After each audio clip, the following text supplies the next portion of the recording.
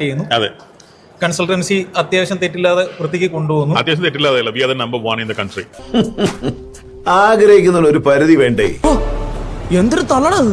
ചേട്ടാ, ബിരിയാണിയൊക്കെ ശോകമാണല്ലോ. എന്റെ പൊന്നുമോനെ, അതുകൊണ്ടായിരിക്കും കേരളത്തിൽ തന്നെ ഏറ്റവും കൂടുതൽ ബിരിയാണി വെക്കുന്ന ക്ലൗഡ് കിച്ചൺ ഞങ്ങളുടെ ആയതല്ലേ. ഈ അറിവ് എവിടെ നിന്ന് കിട്ടി? പത്രത്തിൽ നിന്ന് അടിച്ചു മാറ്റി. ഭക്ഷണം പോരാന്ന് പറയുന്ന എല്ലാവർക്കും മറുപടി കൊടുക്കലൊന്നും അല്ല ഇവിടുത്തെ പണി. ഇവിടെ വേറെ ഇഷ്ടം പോലെ പണി.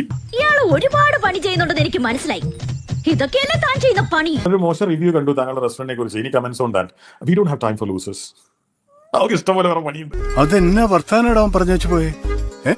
Better you call your self as A loser. നിങ്ങളുടെ കടയിൽ വന്നിട്ട് കഴിച്ചതിന്റെ അനുഭവം ഷെയർ ചെയ്ത ആൾക്കാർ ഉൾപ്പെടെയാണ് നിങ്ങൾ ലൂസേഴ്സ് എന്ന് പറഞ്ഞത്. എന്നെ കഷ്ടല്ലേ? Common sense ഇല്ലാത്തതിന്റെ കുഴപ്പേ. കൊച്ചിയിൽ ഏതൊരു റെസ്റ്റോറന്റിലും കാണുന്ന അത്രയും ഈച്ചയോ അതിൽ കുറവോ മാത്രമേ അവിടെ ഉള്ളൂ. ഉറപ്പിക്കാമോ? ഈച്ച കൂടുതലാണല്ലോ. ഇങ്ങനെ നാറാനൊരു ചങ്കൂറ്റം വേണം കേട്ടാ. ഞാൻ പറയുന്നത് ശരിയല്ല. ധർമ്മയും പറയുന്ന ഡയലോഗ് ഓർമ്മ. ഈച്ചത് ഞാൻ വളർത്തുന്ന ഈച്ച. എവിടെയോ എന്തോ ഒരു തകരാറ് പോലെ.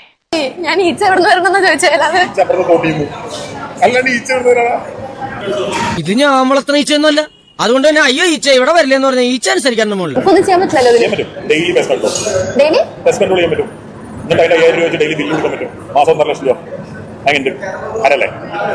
ആരും ഇത് ആലോചിക്കില്ല. കൊല്ലം 18 ലക്ഷം രൂപ എന്റെ കയ്യില് വേറെ റോളക്സ് കിടന്നേനെ. അതാ നിന്റെ വിഷമം.